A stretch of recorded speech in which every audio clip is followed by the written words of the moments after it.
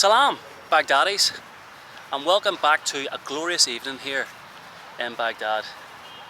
But tonight we're leaving the relative safety of central Baghdad and we're heading to a district just north.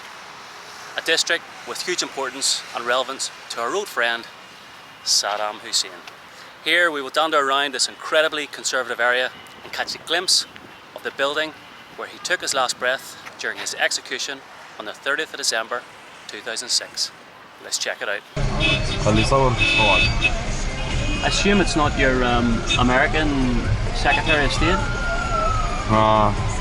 No? Definitely will use a chopper. Ah, yeah, fair enough. Especially nowadays. Yeah. Alright guys, if you like conspiracy theories, listen up. This is something that will shock you yet not surprise you. So during the brutal air raid on the 20th of March 2003, the first day of the US invasion, a lot of the buildings in Baghdad were destroyed and looted, like museums and hospitals and schools and government buildings. But there was one particular building that the Americans were sure to protect. Yes, you guessed it, it was the headquarters of the Ministry of Oil. You could not make it up.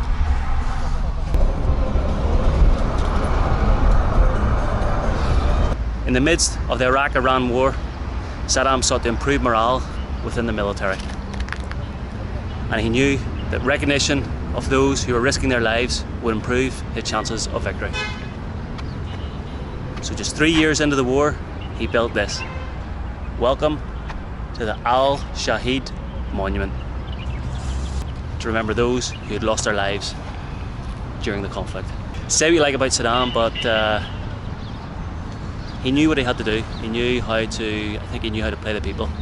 But this is actually, I think, one of Saddam's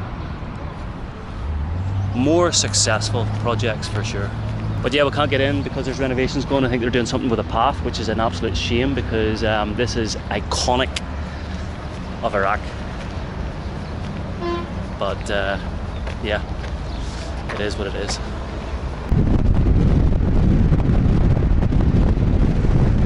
Right guys, we have arrived at what I've been told is the Ghetto of Baghdad. We're going to have a walk around the markets and see if we can buy a few things. We're going to get a couple of footballs and yes, hopefully an Iraqi football shirt, and then maybe whatever else we find. So let's check it out.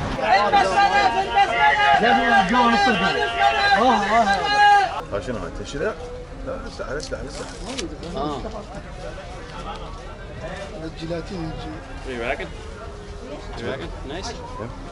Beautiful? What did you take if you were a local Iraqi woman, you would ask me to your house, would you?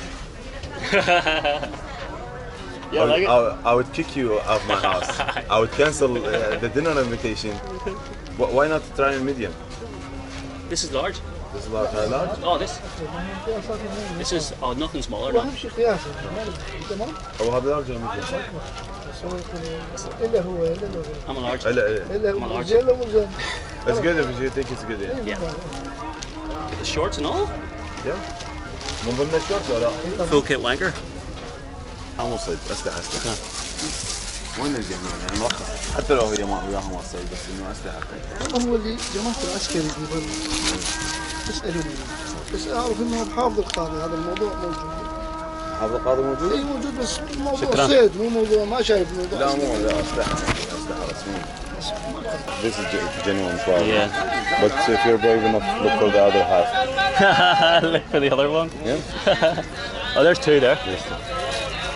Yeah. So just walk around with one New Balance on. One New Balance and a I think that's Adidas. either a very good copy or genuine. They have to be genuine, surely. They're second hand. Yeah. It's fucking noisy in here. Tell you what. If you ever wonder where all your second-hand gear goes, this is it. Let's have a look at some Yeezys.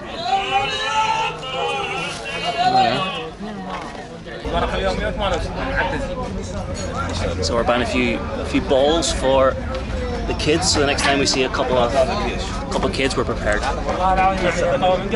Yeah, this one's flat. 20. These are 15 each. I'll give him 10, 20, Either 25 or 30, what do you think? I would say 30. 30. 30, take it or leave it. I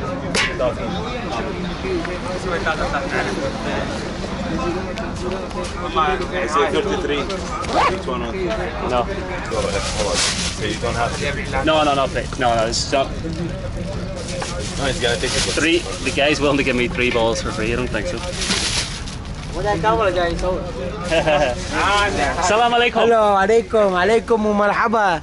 Hold this. Yes, What's your name? عون علي كاظم. Where are you? عراقي. Iraqi. How old are you? How are you? I love you. عمري 38 سنة. مواليد 86. عمري. Thank you very much. Thank you. ما مبين عليك 38. Shukran, habibi. Right, this guy wants me to video his stash. This is some stash of football boots, I have to say. How much is one? 10, 12, 10. 15. For me? هذا يقول وردي. They give you pink. So there we go, we have our balls. So next time we see a couple of kids playing with a flat ball or maybe playing in the dirt or creating trouble, we'll give them one of these.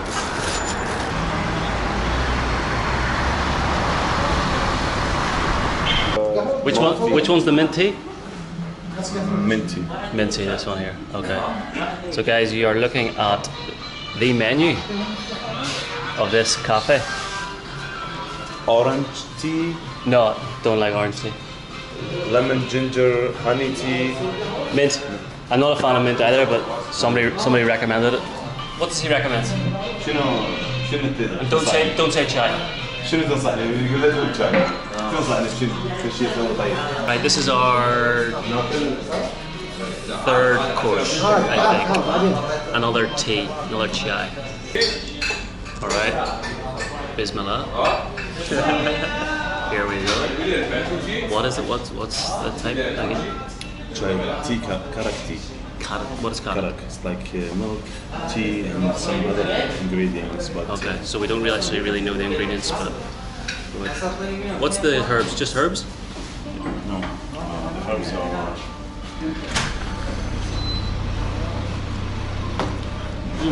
Yeah, it's like milky tea.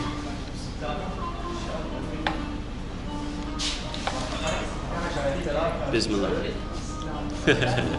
That's the last thing I think we need, but sure. Here. Natural sweet. You can't have a They say cup of it's tea without some sugar in Iraq. Eh? You just leave this whole thing in خليه شاي وخليه. and just leave it? Leave it as much as you want and stir it with it. Yeah, it's not bad. Very milky. قصة شاي بالنعناع. I'm not sure I'll need to eat again for another couple of days.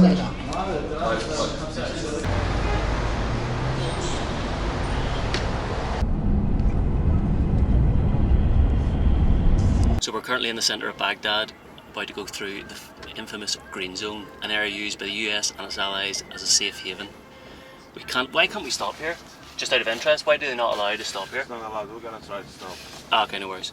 So I don't think we can actually stop in this area, but this area would have been used as well by Saddam for his many parades that would have taken place in the city's victory arches. Check this out. Yeah, so the helmet and the plinth there to the left, just in the hands. Apparently there's like 2,500 Iranian helmets taken from the heads of the dead Iranians. Is that right? Yes, it used to be on the street. Yeah. With the pavement, but they removed it. And the swords are apparently made from the guns and the tanks of dead Iraqi soldiers. Yes. Yeah. Still within the confines of the Green Zone, but as we drive past you'll be able to see the monument of the unknown soldier. Again, dedicated to those who died in the First Gulf War. So folks, our next stop on this tour around Baghdad is at the Save Iraqi Culture Monument. One which was actually built after Saddam and symbolises the current state of Iraqi's culture and its effort in trying to save it. It's actually quite sad. It has some of the existing writing, the cuneiform, and it says writing began here. And on the right hand side you have the people of Iraq and Iraq itself trying to save its culture, and the many hands obviously representing the many different type of people that live and are from the country. It's clear to see that they're aware that they have many problems that they need to overcome, and yeah, quite sad.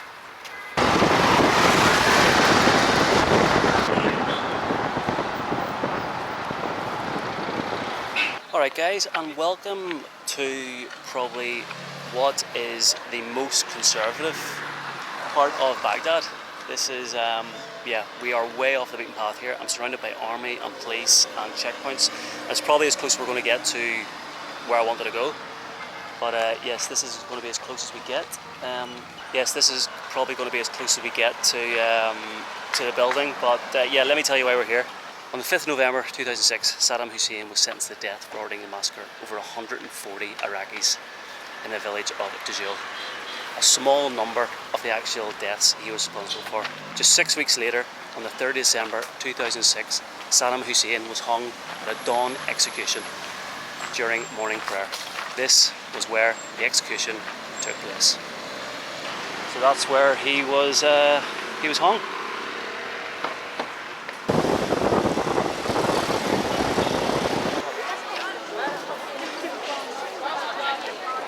Alright folks, welcome to Al-Kadhimiya. We have just arrived at the mosque called Al-Kadhimiya Mosque, which is a huge, I can't even explain it. It's a huge place, 2 domes, 4 minarets, all gold, all set within a sort of maze of markets in the surrounding area. Really good, really busy, and really conservative. We can't actually get in with phones or cameras, so this is probably as close as we're going to get. So I have to be careful. Again, I have to be careful where I point the camera. But yes, probably been the most busiest mosque and area market I've seen since probably Karbala or Najaf. But anyway, here is Al-Kadhimiya, which kind of sounds like, well, you know what it sounds like. Al-Kadhimiya Mosque. Alright guys, we couldn't help ourselves. We had to go in and have a look, and oh my word, the mosques and shrines in Iraq just get better and better. No wonder why they don't want to have anyone with phones or cameras, because there'll be no praying. That was absolutely unbelievable. Let me just show you.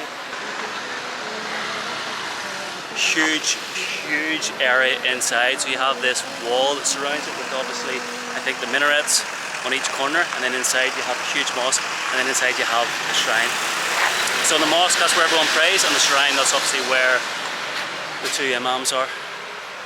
And on the roof is just as spectacular as any other mosque I've seen, with like, I don't know how many hundreds of thousands of pieces of mirror and glass. But yes, definitely worth going to, absolutely fantastic. But now it's time to get back to Baghdad, and I will see you in the next video.